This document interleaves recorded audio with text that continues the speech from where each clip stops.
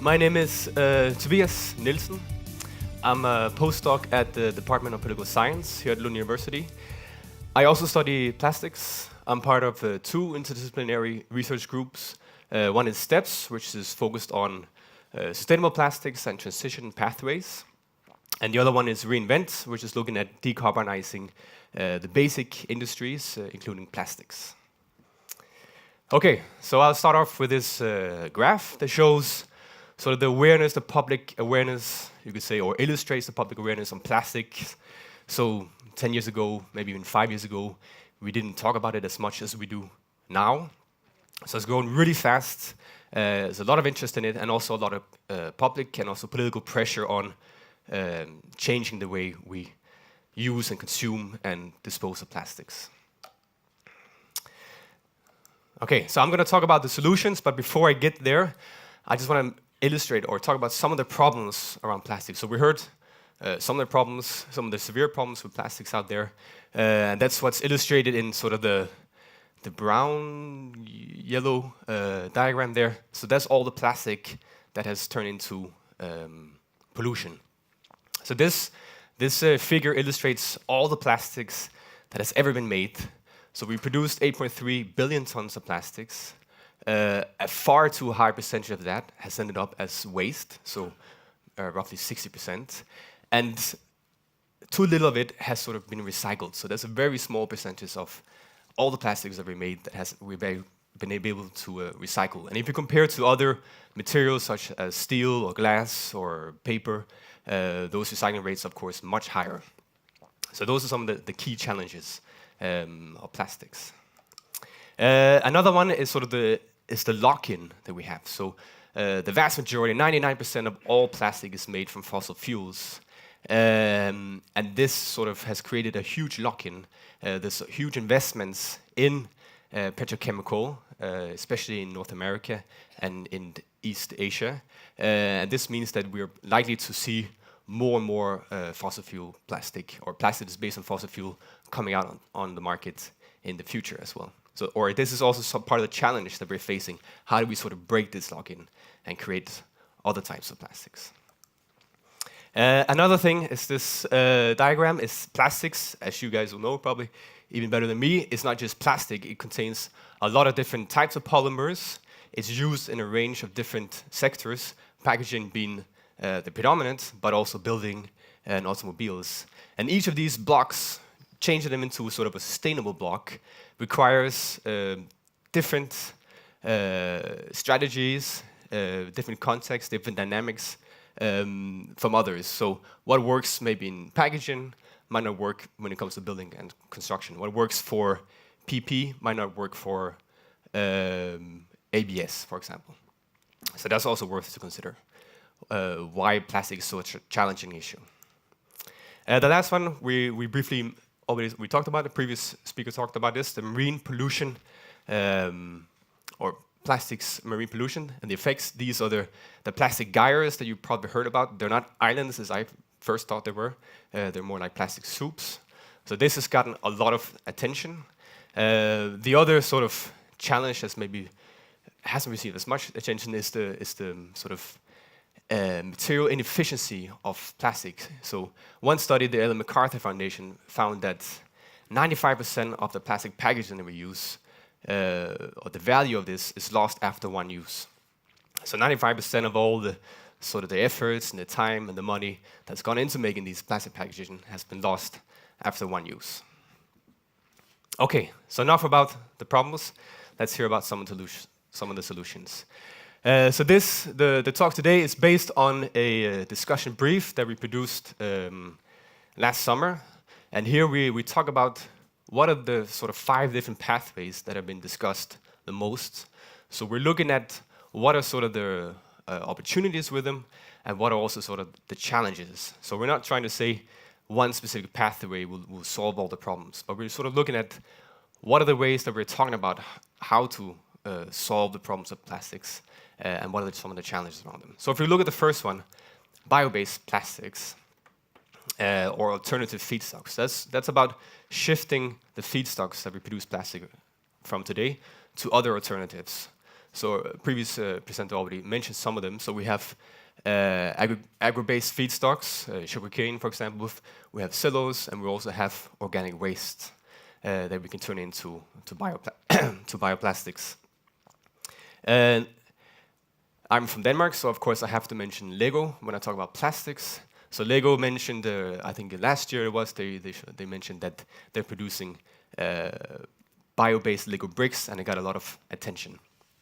We at Steps have produced a bio-based floor coating, and it's on display at the Chemiecentrum here at Lund University. So the advantages of bio-based plastics, or what the proponents who argue in favor of bio-based plastics, is that, first of all, it will reduce the greenhouse gas emissions from producing plastics. That will also break some of the fossil fuel lock-in we have, or the dependence on fossil fuels imports to, for example, Europe. And it might also create a lot of rural development through refineries. Now, some of the challenges of bio-based plastics is that it would potentially, if we sort of scale up, so remember, right now it's 1% of the total production is bio-based plastic. If we would scale it up to 100%, given the current structure, this might compete with food and feed for some of the same resources. So that's some of the core concerns around bioplastics right now.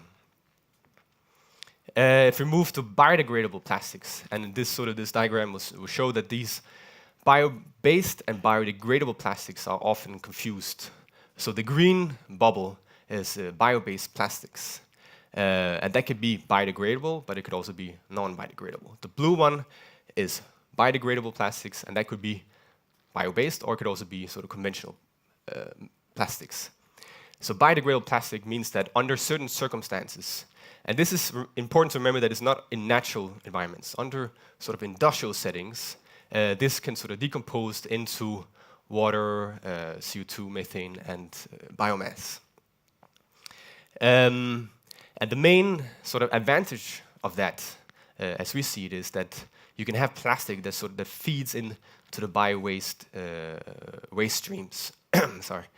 And we can also see from the diagram on your right that the vast majority of biodegradable plastic is used in packaging. So the columns on the right, the two most right ones are packaging.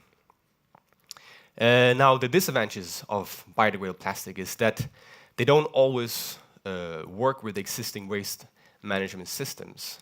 So sometimes they can create bottlenecks because they don't decompose as fast as some of the organic waste does. And there's also this, which I mentioned earlier, this consumer confusion. So will biodegradable plastic, can I just throw it in nature? Can I, when I pick up my dog's poo, and if it's made of biodegradable plastic, can I simply just throw it back into the bushes? There's still a lot of confusion around that. And obviously you cannot, but people still think so. The next one is recycled plastics. And that's the pathway which is getting the most attention by far. So what I've illustrated here is the success story of when it comes to recycled plastic. So we're all familiar with it here in Sweden. We return our PET bottle, it gets collected, it gets grinded, and then you can produce new PET bottles from it. Unfortunately, that's not the story for the vast majority of plastics. So the recycling rates, as I mentioned earlier, are very low. I think within EU, the collection rates of plastics is around 30%, but much less than that is actually being recycled. And some of the challenges of recycling plastic is quality. So the plastic that comes in is often mixed. It's mixed with different types of polymers are mixed. It's mixed with different materials. So it's difficult to get exactly the same high quality as you would from virgin feedstocks. There's also the problem of downcycling. So a lot of the plastic which is being recycled is not being recycled into the same product, but to products of lower value, so plastic trays, for example. And there's also the economic challenges that recycled plastic is more expensive than virgin feedstocks or virgin plastics.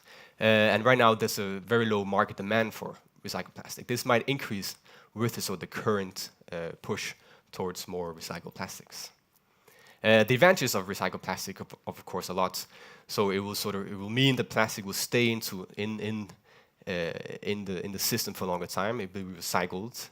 The material loss will be less. Also, the greenhouse gas emissions will be lower, given that we're using less virgin plastics. And arguably also it will create less leakage, so the plastic will stay and be reused in the system instead of flowing out of the system. The next pathway is sort of simplifying this diagram that I showed you earlier. And so the proponents of this pathway will say that the current plastic system is way too complex, and this is making recycling way too difficult. So we need to sort of simplify the boxes, have maybe fewer boxes for each of the different sectors. So Marks and Spencer, for example, in the UK have said we only want to use one polymer, or we have an aim of only using one polymer for our packaging. Naturally, sort of the Danish equivalent of Oatly, they launched a new product recently, and they said they wanted to use plastic bottles instead of cartons, as they said it's easier to recycle. So these are sort of the proponents saying that we need to simplify, we need to have only one type of plastic or one type of material in, for example, our packaging material. And now, so the advantages arguably be that it would be easier to recycle. Now, sort of the critics of this would say, well, when we have different types of materials, there's a reason for it, and each of these different materials have different functions that we need to extend, for example, the shelf life of food. So that's important to remember. And it's important to remember all the pathways. There's, of course, advantages and disadvantages with each of them. Now, if you move to the last one, and that's also one that has gotten a lot of attention, is we need to reduce the proponents of this, and there's a lot of discussion, especially on social media and amongst a lot of NGOs, is that we need to reduce the use of plastics. And there's a lot of pressure on this. There's a lot of public awareness around this. And the EU just around Christmas, had a provincial agreement on a directive on single-use plastics. And if you look at this directive, the decision was, I think, one of the fastest directives that were sort of approved. So this shows that there's a lot of attention on this, a lot of pressure, and also a lot of willingness from politicians to act on plastics. And this is something that needs to be considered. So the items in the top box are the ones that will be banned. So previous speaker mentioned a little bit about this. We have the earbuds, we have the cutlery. So in a few years, we won't be able to make these from plastics anymore. We can use other materials, but we won't be using plastics for them. The other ones are the ones that needs to be you need to have other design measures, you need to have information on them, for example. So the bottle caps, interesting for you guys, so the bottle caps in the future will need to be connected to the bottle. So these are some of the things that are happening on the EU, and this, of course, responds to the huge pressure that I was talking about. Again, the proponents of this pathway will say, well, if we reduce especially single-use plastics, it would arguably lead to less leakage of plastic into natural environments, especially in countries that don't have good waste management systems. And you could indeed see bans on plastics are popping up everywhere, especially on plastic bags. Now, sort of the critics of this, or the ones that are, will say that, well, there might be a risk of unfavorable material substitution. So if we would replace plastics with other materials, they might create other disadvantages. For example, more CO2 emissions. If we would go back to glass milk bottles instead of cartons, they will have a larger CO2 emissions in the production, also in the transport process. They might also have a larger water footprint, or there might be, when we can think of using cotton instead of plastic, there's more pesticides, for example, involved. So they will have other disadvantages. So there's no, again, that's just to illustrate, there's no silver bullets when it comes to sustainable plastics. There's a lot of different things that needs to be considered.